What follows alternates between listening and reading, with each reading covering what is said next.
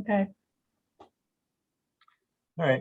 Well, welcome everyone. This is NAMI, National Alliance for Mental Illness, La Crosse, Vernon County, putting on one of 5 Tuesday night presentations here for Mental Health Awareness Month.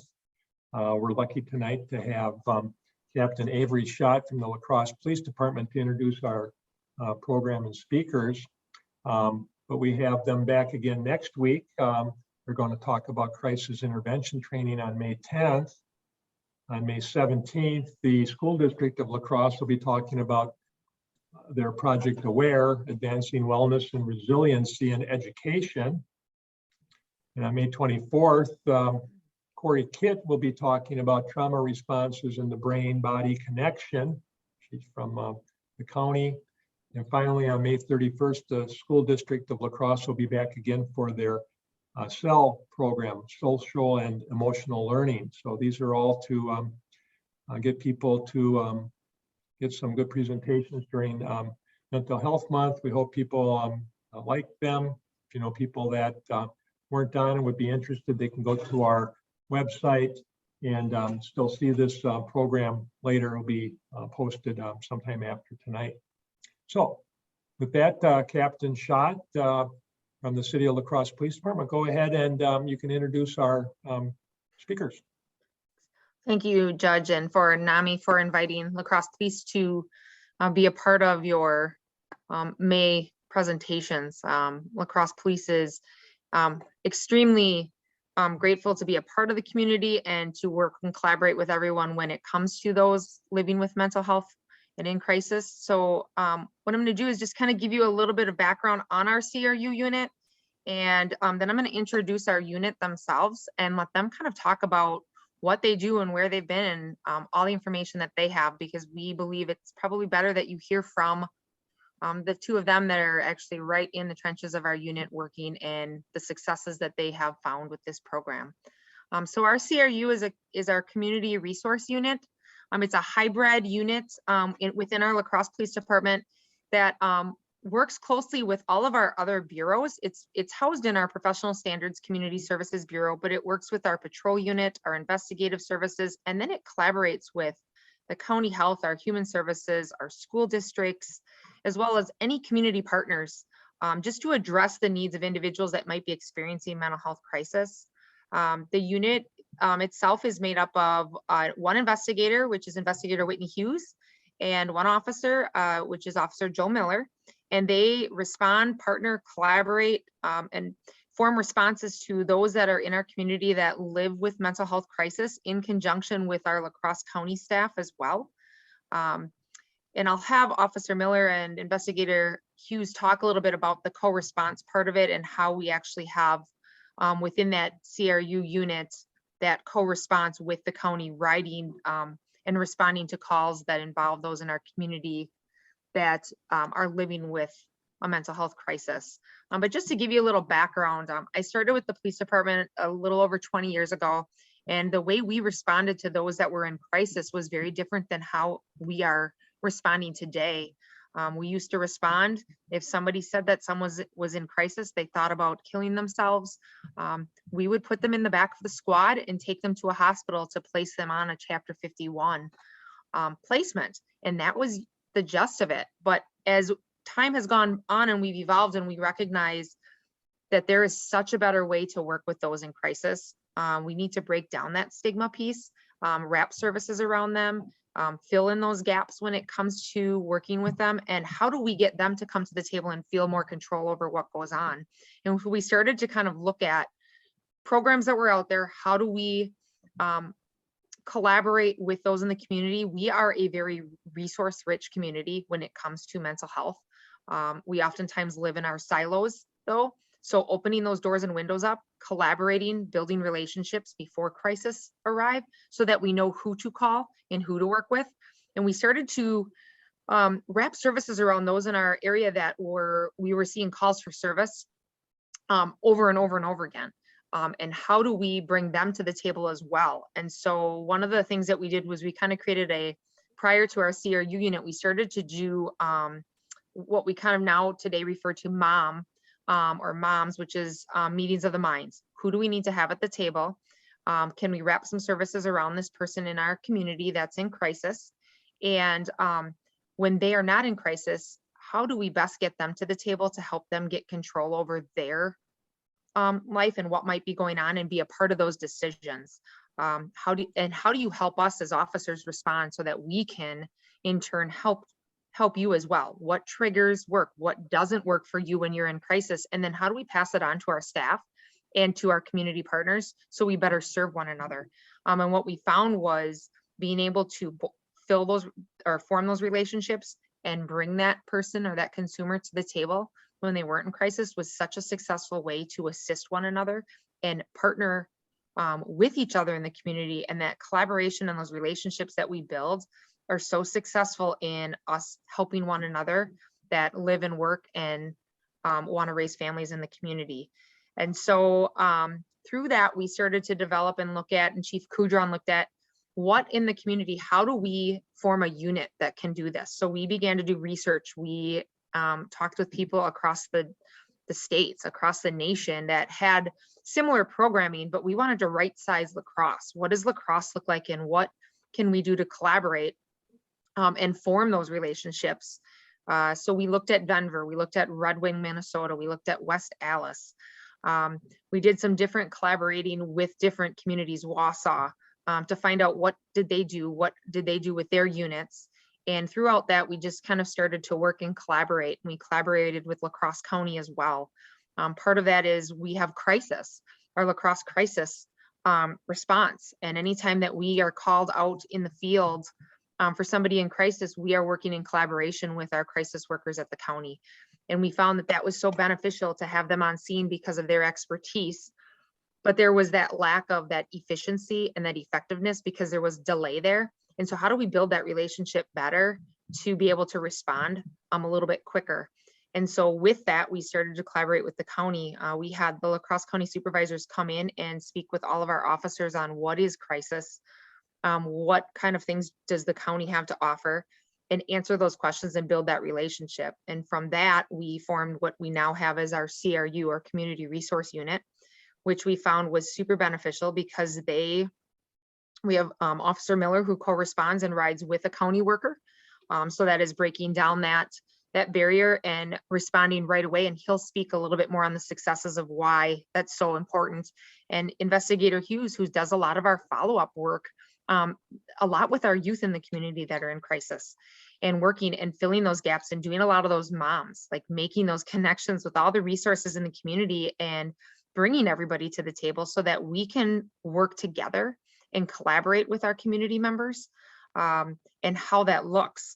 The collaboration piece is huge with our CRU unit, always looking at what can we do better as a department, what can we do better to serve, and as a community, what can we do better to serve those in our community that are in crisis. So I think with that, I'm going to just turn it over. I've got, like I said, Investigator Whitney Hughes and Officer Joe Miller here, who are our CRU team and unit. Together, they've got over 24 years of experience, and they are bringing their backgrounds are endless. Their youth backgrounds, their investigative backgrounds, they are neighborhood resource backgrounds, victims advocate backgrounds. These two bring everything to the table and are extremely knowledgeable. I think I tell them as much as I can that I am so grateful as the captain of the bureau to have these two in the unit, and these two building this program. The program has been around since July, so it's still in its infancy. And every day we're looking at how do we grow this? How do we get better as a community? So with that, Investigator Hughes and Officer Miller.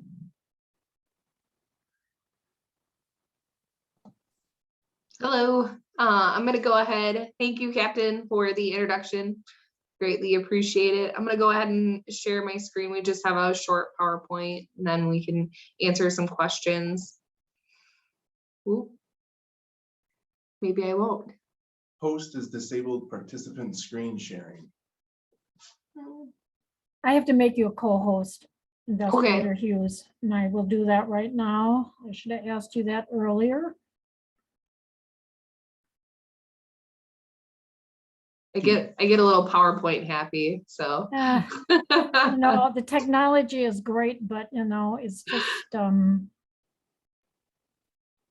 you hear me okay? I'm sitting a little bit farther away than Investigator Hughes. you guys were patient with me a couple weeks ago, so. Okay, I think you're co-host now. Okay, great. Try again. There we go.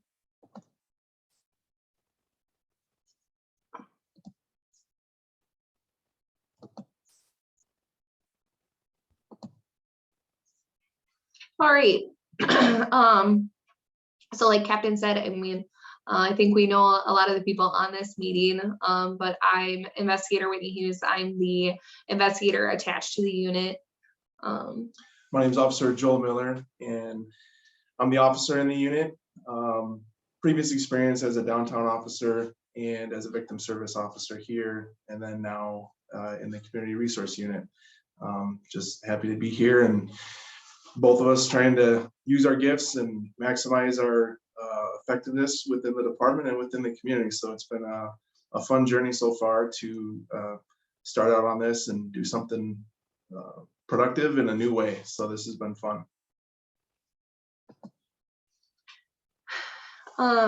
So really, when we were approached with this and when Captain Chat was like, hey, we want to roll this out, I think we were both really excited because we definitely saw the need for it, especially coming from patrol and from the NRO program. We constantly were having contact with consumers that we had repeated contacts with law enforcement, and then also repeated transports to the hospital.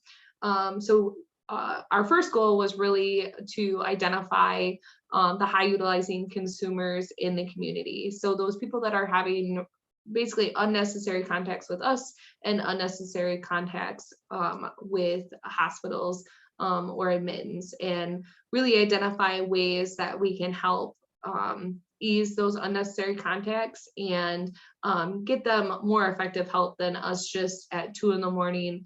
putting a Band-Aid on it, hoping we can get to the at 8 o'clock in the morning when the caseworker opens. How do we prevent that contact? One interesting thing about identifying the high utilizers in our community is that also comes from external sources too. We get referrals from the fire department. We get referrals from Tri-State. Dispatch is obviously very in tune to who is using different services that they know about that we at the La Crosse Police Department might not specifically. And that helps us to cross over boundaries of shift and weekends and weekdays. And so by having us be a conduit for that, it gives all of those other players a way to interact with the department, which is helpful. Also helps us use our internal resources more, like our crime analyst who helps us identify people using some data-driven stuff too, which is interesting. Go ahead. You want me to do this one? I was just going to add that we're also seeing the referrals grow and from different sources. And the other nice thing is that some of them were only in for a brief phone call, like, hey, can I run this person by you? Do you think that this is a good person or a good fit? Do you have any solutions? And then after that phone call, we don't talk about it again. And then there's other consumers that I've been working with since day one of the program, and I'm very much embedded in their care team. They like that we are part of their care team. It has definitely increased communication and the response that when they do need us, they're getting a more effective response. Mm-hmm. So as far as number 2, partnering with the La Crosse County Crisis and our co-responder program specifically, that's the majority of my job, where I spend half of my day in the department by myself or on call for a day shifter from Crisis to use me. But that's when I do a lot of my internal things at the department.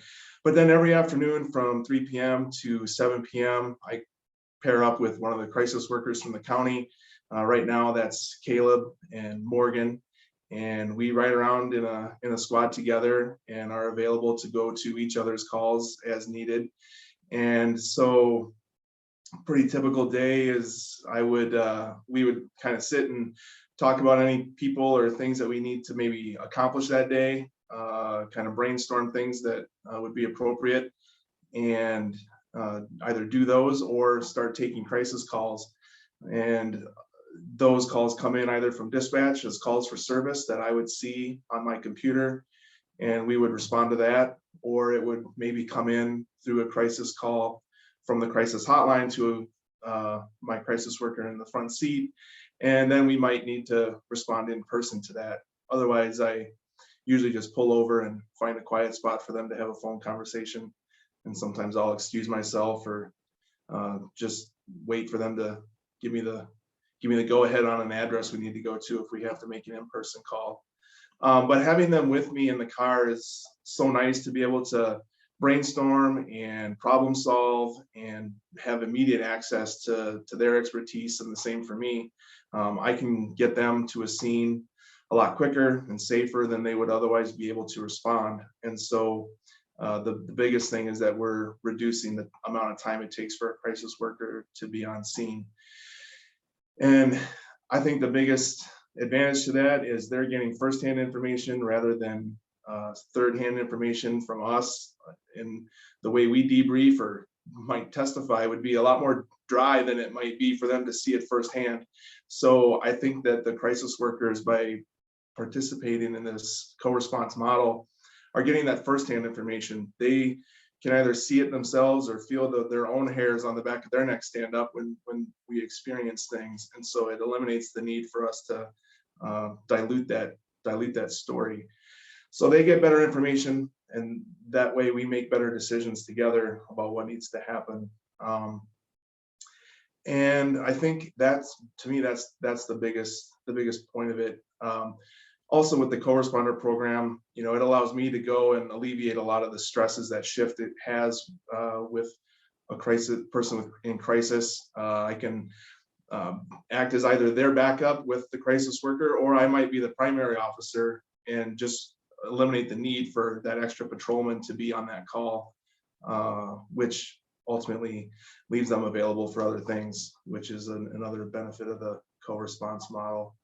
And then the access to resources that provides is it's having an immediate access and getting comfortable with the crisis program, but then also knowing that that's a direct conduit to all the other community and county resources available. So it's a really efficient way to get that to the person in crisis.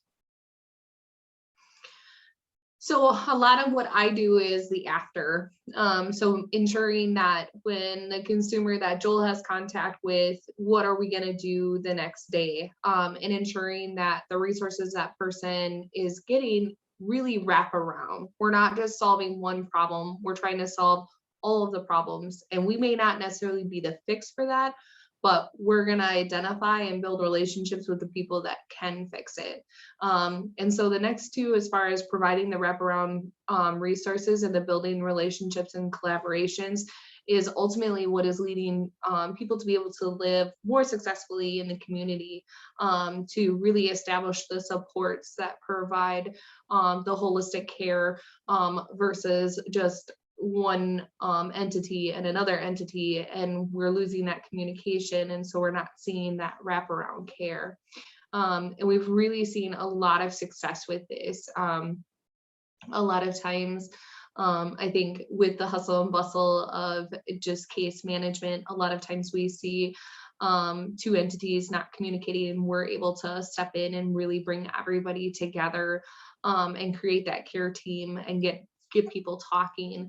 And we have agencies that also reach out to us and want us to form that relationship too, which has been really neat to see, that they're using us as that almost the target that they can work out from and connect with other people's resources. And I know that we've had a good relationship with NAMI here at the department, sponsoring trainings and being good resources for us. And I know I've been a beneficiary of a lot of NAMI sponsored training. So I just want to say I appreciate that, because that's definitely helped mold who I am as an officer. It's not necessarily adding tools to the tool belt, but you training that we get from NAMI should be more changing the carpenter rather than adding tools to the tool belt. A lot of the trainings we do influences just the way that I police, and I think that's a good result from our collaborations with NAMI specifically. Also with the county, this program has allowed them to come into our in-services and work with us on trainings internally. And that's been really helpful for us to gain insight into each other's organizations more deeply, having those conversations with every officer with their staff. One of the things that came up through our in-service training was, there's always a lot of maybe some angst or frustration if there's a case involving a potential Chapter 51 or detention. And officers sometimes have strong opinions on when one should be used or not. And, I think sometimes officers would get frustrated when a chapter would not be placed, and they would almost see that as a loss, in the framework of the call. But I think through some of the shifting mindsets that these collaborations have had with our department, we're starting to see that ultimately client safety and community safety is the win, and increasing our abilities to safety plan effectively and to work with our community partners and the consumers to keep people safe through means other than just a chapter has been a beneficial part of these relationships. And also seeing the success that people can have staying in the community versus having to leave the community, because all of their supports are here and everything that they come back to is here. So us being able to work very closely with county services and bring that back to shift and explain why maybe the chapter didn't happen, even though, possibly it could have, that there were better opportunities for the person to not be on the chapter and stay here. So that's been a very unique part of this that I don't think we necessarily thought we would see, is really shift, just embracing CRU and liking the services that we provide. Yeah, and that kind of rolls into the investigation and identifying the gaps to reduce the calls for service, trips to the hospital, entrance into the criminal justice system. As far as realizing, starting to gain as a department, starting to see a real actual culture shift in the way that we handle people in crisis and mental illness, and specifically, and our relationship with emergency detentions versus safety planning, realizing that placing someone on an emergency detention is not always the most effective. Sometimes it's the thing that's needed to keep someone safe, but long-term gains, we're starting to learn that comes through their voluntary engagement, which ultimately is going to help reduce their need to have police or other resources responding to their homes or in their lives. Which is also going to, reduce their need to make trips to the hospital or engaging in behavior that might get them arrested or in jail. And so trying to get to the roots of those problems, and specifically each person is different, and trying to figure that out with them and with the people around them to give them the correct resources and access to help limit those. And Whitney does a lot of work, especially if those things do happen, trying to mitigate the effect that the criminal justice system might have. Yeah, it's been really great to work with the district attorney's office, especially if we're seeing that maybe some of our contacts are a result of the person's mental health as a result, in the district attorney's office looking at different ways that we can potentially handle cases versus going through the process and ending up with some type of punitive ending, a more positive disposition for the consumer and truly getting them the help that they need. So that's been really helpful. And then ultimately the support for the police department as a whole, and increase in our communication amongst officers, and our communication with crisis has been huge. crisis sees a benefit, they have created an email specifically for ours, because that email has been so pivotal to them really identifying the consumers. Because one thing that we found is that we'll have repeated contact with consumers and they're not telling their caseworkers that. We had one consumer we were having some days 5 to 10 contacts with, and the caseworker had no idea because the consumer wasn't reporting that back. So in generating that email and creating that external source of us providing information to caseworkers, it's allowed them to be alerted to behaviors that they usually aren't seeing. So that's been really successful too. And then we've also identified a way using our internal dashboard that is only accessible to officers to communicate with officers on different triggers, rapport builders, maybe external supports the consumer has. So that way, when it is 2 o'clock, 1 o'clock in the morning, and they don't have access to a caseworker, what are some ways that we can help this person, so that way it doesn't generate another call, or maybe they don't need to go to the hospital. So those are all just techniques that we're using to increase the communication internally and externally to provide a better service. And as a police officer, I believe we're all in it to help. We all got into our profession because we want to help people. Some of the more frustrating things that you can do is be on a call or be in a situation and feel like you don't have the ability to help or make it better. And so through our unit, through all the extra trainings that all of our other officers have had, through the means of communication that are available to all of our members, those are all things that allow each of us to feel like we have a voice. We're not just the one officer yelling into the wind or being frustrated about something and that not going anywhere. So there is follow through, there's results that they can see from their efforts, maybe on a night shift, through their email they sent, which then, maybe spurred some extra resources, which then reduced the calls for service for that particular person that maybe they wrote in about, which ultimately makes them feel good because they were the first mover in that chain that helped that process. And so I think the overall, I don't have numbers, but I hear comments all the time from officers like, oh, thanks for being there. Thanks for doing this. It really helps to be able to let you guys know about stuff and feel like they're actually helping people. And so I think just on a job satisfaction and just general demeanor for officers, I think it's helpful to have all these extra means to make their jobs more effective, even when we're not here. And so I think that structure that the department and county has set up has helped make that more of a reality.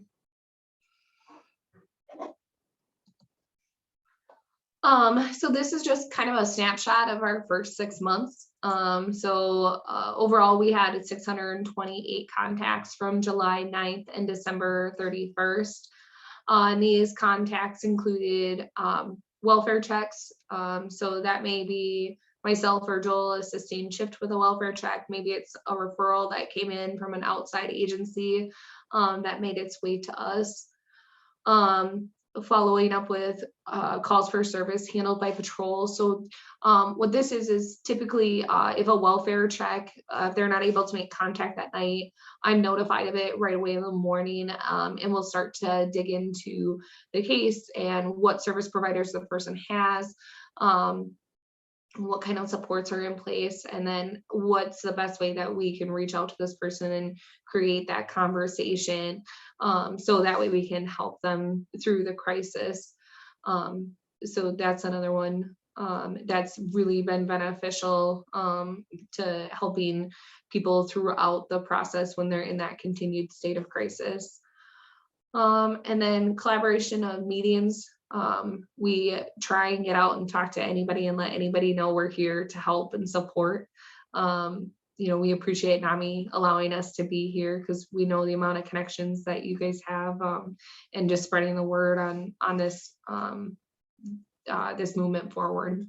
And ultimately those collaborations lead us to actually help other people. I've personally helped, like the Gunderson, they have a pretty innovative program with their medical outreach team that does things out in the community. It's kind of interesting to see Gunderson starting to operate outside of their walls. And so I've helped some of their workers make home visits or other site visits, whether it be at like maybe Huska Park or some other place that they might need a little extra help with. Providing support services to our other agency bureaus also. Again, we're kind of that support and kind of fill in the gap for our own department whenever, you know, whether it be the schools, whether it be investigations with Whitney being an investigator is really helpful. Both of us have a pretty wide array of experience within the department and within the community, so we can kind of fill in and help out as needed pretty competently around our agency. And nearly 50% of contacts resulting in a consumer being connected to a new resource. You know, a lot of people, their first contact with a resource might be the police department or crisis, and giving the opportunity to give unique or different options to them, whether it be another county program or a private program or some other thing that they need specifically to try and connect them with that is always nice. So I don't have to necessarily open for questions right away. Those are some pictures of us out in the community doing a couple things. No live action shots, usually too busy. But a couple things I just wanted to touch on. As far as actual stories, one of the most fun ones I had was with Tanya, was the worker I was with, and you know, being in the car, got to hear the call come out of a domestic that was in progress, and the dispatcher came over the line saying that they felt like the person might have been suffering from schizophrenia. And so we responded to that, and it was violent in nature, so we went lights and sirens, and Tanya was pretty excited about that. But based on my ability to get us there and be on scene and help mitigate all of the, starting with the tactical response to, you know, mitigate all the safety aspects of it with the shift officers, and then ultimately having contact with the consumer who was in crisis and had mental illness that he was dealing with. We're able to work with the officers that were investigating to kind of look at that particular case through a different lens of maybe this is more of a mental health issue than a straight up criminal issue. And maybe we can address like Chapter 51 needs and hospitalization before any kind of jail or things like that would come into play. And so it was nice to be on scene, to be there when that decision got made, you know, and be able to direct that case right from the beginning, which ultimately led to, you know, treatment for that person. And based on that person getting treatment, after he was getting ready to be released, was able to work with the district attorney's office and the person to help mitigate any bond considerations and ultimately charges for that person. And so that was just a really good example from initial response of patrol all the way through to some follow-up on the back end to try and really make that situation come out as best as possible for everybody involved. I was just telling a war story. So. Oh, okay. Yeah, so does anybody have any questions? I apologize, I had to take that phone call. I was working with a consumer earlier and that was the disposition on it, so I apologize for that. I have several questions, and you know, as you know, I'm a judge here, and I see mental health in my courtroom constantly. One of the issues I have is I have people that don't show up for court when they're supposed to, so they get bond violations or arrest warrants issued, things like that. And these people do have the mental health issues, so they tend to resist officers and make things worse. I have one guy that would, you know, try to escape into the river. You might know that person, and doesn't want to show up, and all these things. So would your unit, or maybe you do already work with Justice Support Services to identify those types of people and perhaps make better contact with them to help ease their mind about law enforcement and help them know it's important to get back into court. So that was my first question.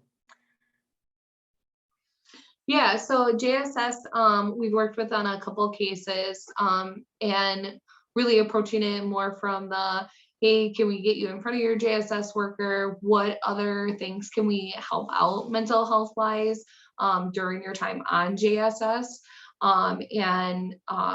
Also, like, how can we connect JSS with other county services so that way the person is really getting the help that they need while they're on JSS. Unfortunately, some of our more complicated consumers are still a little reluctant to that involvement and aren't wanting to partake in the voluntary services. And so that's probably been our biggest barrier when it comes to what JSS can do and how they can assist. But yeah, they've been very open to communication with us and, letting us know that either their client hasn't been in and how can we help get the client in and, help facilitate that conversation. We work periodically with some probation and parole agents too, who run into those same issues, trying to work with their clients or let them know about their clients, what they've been up to or what we've been experiencing with them in the community to help with that communication aspect. And also just knowing that our emails that go to the general email, the supervisors or whoever is in charge over there does a pretty good job of routing that, whether it goes to a general email and they'll route it to CPS or APS or Youth Justice or JSS, whoever in the human services or in the county realm needs it, they can route that for us depending on the content of the email and the person involved. So that's helpful too. Well, good. You talked about 50% making contacts with some sort of service. A lot of people with mental health issues, with the stigma and whatnot, are reluctant to seek those. So when you have multiple contacts with a particular person, are you able to eventually get them to voluntarily go to some services? How often are you successful in that? That is a really great question. And I've had some recent successes with people that we've been having a lot of contact with that we were able to get to be agreeable to services. And then I got the phone call today that they weren't partaking in services. So now we need to restart that process again. So that's definitely probably one of our biggest challenges. And what we've really found is by forming a, for lack of a better word, relationship with people and having them comfortable with Joel and myself and the co-responders, they're much more prone to be accepting of those services. We had one consumer, and we basically created this huge diagram of how we could get this consumer to decrease contacts and what the consumer needed. And I actually went and sat with her, the consumer in economic support for 45 minutes, because one of the things we identified was the consumer was completing retail thefts and didn't have a food share card and had no way of getting that food share card and was in a pretty constant state of crisis. And so wasn't able to communicate with the person to get the new food share card. So I worked with her caseworkers and she was comfortable with me and wanted me to go with her to the support office. And I actually got on the phone and told the support lady, no, you need to send it to this address. This is the address we've agreed upon. So something that a month and a half when I started working with her, she would have never done with me. And then just through that constant contact and, some days were good, some days were not good at all. But it's that kind of thing that ends up making people more agreeable to services. Mm-hmm. That's just the point too. It takes so much extra work to deal with people suffering from mental health to get them to move forward like that. Some, are easy, but the bulk of them, I think, are probably not so easy. And, that's why our society is suffering from not getting these people the help they need. Helen, you had your hand up. Oh, yes. I have so many questions. I could spend all day probably talking to these two fine people. It was interesting that what your comments you made about chapter 51, because that was something that we did discuss in detail at the conference, and the changing attitude and how the officers indicated how they learn from the social workers what goes on their side, and the social workers learn what goes on from your side, from the law enforcement side, and the struggle to find alternatives rather than doing chaptering. And so I thought that was really refreshing. The only thing I'm concerned about, and I don't know if you really address this or not, but where do the families of these individuals or the care providers these individuals fit in? Because I think that's really a critical component. One of the examples I gave at the conference was that the families had interaction with the crisis response team and were able to tell the officers or the response team, what some of the interests were of the individual. So when they had to call them out, and the individual was really kind of in a very aggressive posture, they were able to approach and say, oh, well, talk about hockey or whatever it was their interest. And it sounds like, when you have repeat consumers, you might develop a background and history of various things about the individuals. But I think family members and care providers can be real helpful and an asset to the community response unit. And so how do we integrate them in? And then secondly, I'm working with a group of people who have family members who had mental health issues, but other, co-occurring issues as well. And do you involve people with lived experiences, or do you have training by people with lived experiences who've gone through these things? Because I think those are, some dynamics that really, are important to people who are working in this field. And then I will be quiet and let other people ask questions. And Whitney, I have your email address yet. I'll just email you everything I want to know. That sounds good, Helen. Those are awesome questions. I'll let Joel start. Yeah. I hope he's gonna tell the situation that I think he's going to. I don't know, that's too much pressure. As far as lived experience goes, I know NAMI training, having incorporating lived experience in trainings is good. All of the calls and prior cases and things that we worked on is kind of prior lived experiences that we kind of use to inform our response going forward. As far as incorporating families and things, I think that's actually probably why the police department is so important to be included, is because the crisis unit and a lot of the other county agencies have pretty strict confidentiality things. Their client is the person in crisis, not necessarily the family. So they don't have a lot of information sharing with other people other than their clients. And even us, like we're there in the midst of a crisis collaborating, and that's fine. After the fact, that case kind of closes back into strict confidentiality. And so we don't necessarily have open books with everybody all the time, depending on the scenario that we're dealing with. So we do have a little bit more of an ability to continually work and update and work through family members and other supports and things like that alongside the consumer, not necessarily like outside of their wills or anything, but like in a capacity that county crisis workers and other caseworkers don't necessarily have. So that's kind of a unique ability to collaborate with family and other supports that I think is unique to us. If you want to tell who you were specifically thinking about, I don't know.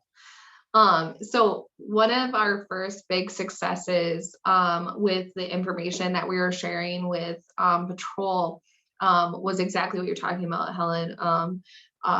Joel was able to obtain some information about a consumer that we usually have contact with, and it can get really volatile. And this consumer has been previously chaptered, has been in the system, and a lot of times due to her trauma as a child is really hard for us to connect to as law enforcement.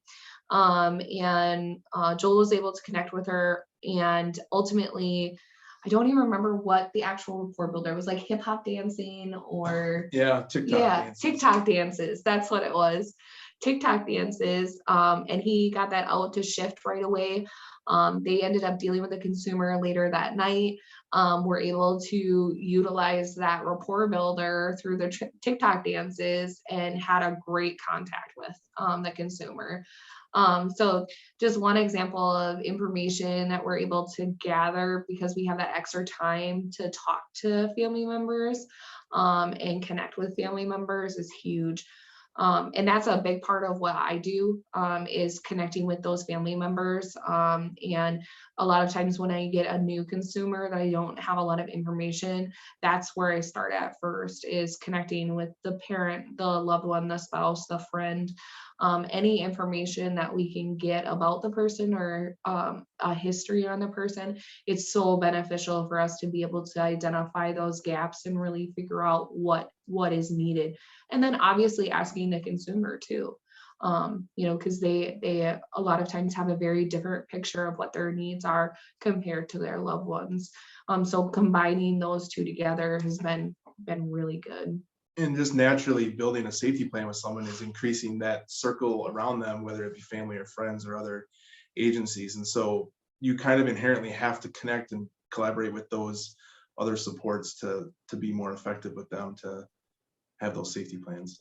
So how would a family member, I know a family member can tell you anything they want about the individual, and I know that confidentiality, you can't necessarily share, back.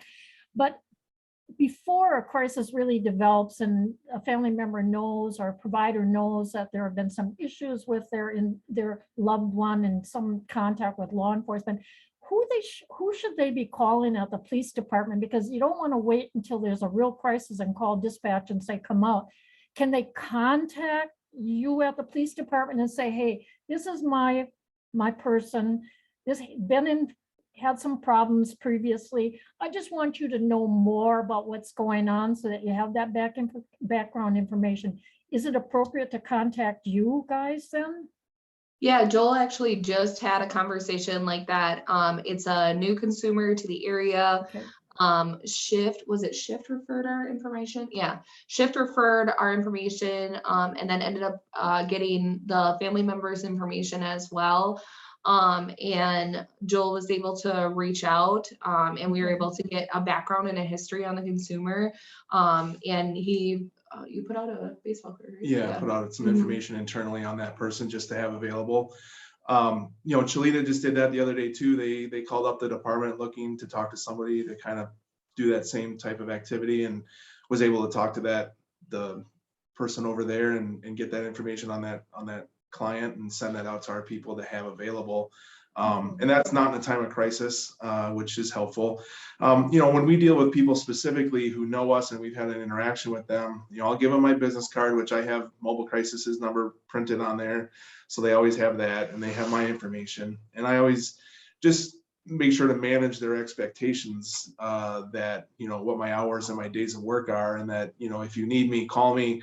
If you don't get me and you need a cop, maybe don't wait until I come back because I may or may not be on vacation or whatever, but just trying to manage those expectations that, yeah, you can call me, but also trying to set them up to be able to call Shift or regular police response and try and trust that too. Yeah, and we definitely welcome that communication. We would rather be proactive in it than reactive. And Shift is on the same page too. So even in our chats, we're constantly trying to figure out how we can get information quicker out to patrol and, even dispatch, if they're going to a house and we know it's a consumer that needs a specific response, how do we make sure that that consumer is getting the response? Well, thank you for all the work you do, and I really appreciate it. Thank you. You're welcome. Thank you.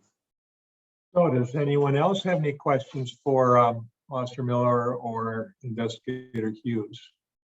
And I can't see everybody because we still got the screen up, Helen. Maybe take that. Hold on 1 second. There you go. There we go. All right. And for those that don't know, Nicole is one of our board members.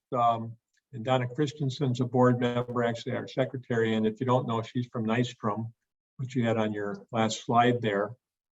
And Nicole, she manages our website and gets the information out about these meetings. Anyone else have any questions? Well, as Helen said, I'm sure I could too spend all night talking with you about this. Sounds like a very good new project that's going on here. And I think it's going to really be good as you continue to develop that and get some of the connection bugs out or whatever it is to make it a little more seamless. But it's really a needed entity for our community to bring these things together. As you even said, people with mental health often don't know where to go, and people that are seeing the mental health in front of them don't know what to do with people. And it sounds like you'll take care of welfare checks to get people sort of going and maybe start to build that rapport, and maybe eventually, you can convince them to get in. I see Donna, you have a question. Go ahead if you have one. Hey, everybody.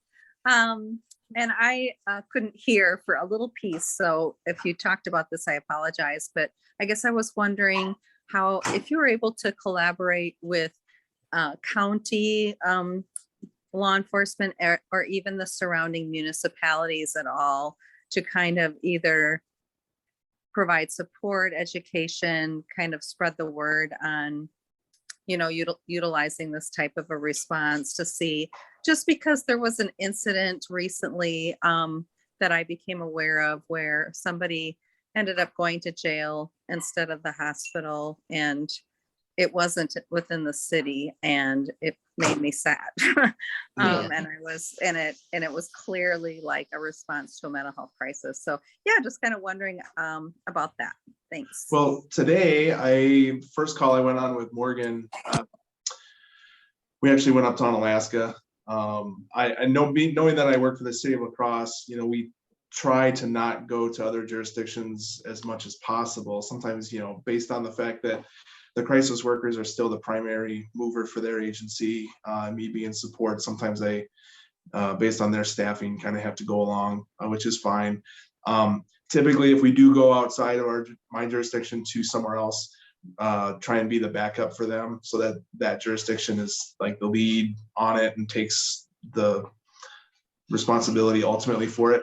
But I can still be their backup. I'm still an officer. I wear a duty belt, and I can go and be an officer for them. And that's kind of what happened today. Was Alaska had a trouble with juvenile at a place, and they had 2 officers there, and I had to bring Morgan up there as the crisis worker to get her up there. And so I had one of their officers clear off, and they were short staffed, and that was a help for them to be able to clear and either go home or go to something else. And then I just hung out with the officer that was handling the call, just kind of as their backup, while Morgan was kind of the main mover on that. And that's kind of a typical thing for what would happen outside of the city of La Crosse, is assist another agency rather than take the reins on everything. Yeah, and I'm my phone call that I just had was actually with Holman PD. So like their other agencies are definitely catching on to what we're doing. And I think we're starting to see them also embrace it. I also had a firefighter today tell me, well, that's right in your wheelhouse, Whitney. And he was exactly right. So it's kind of cool to see how it's catching on. I wish it would catch on a whole lot faster, Donna. I hear you there.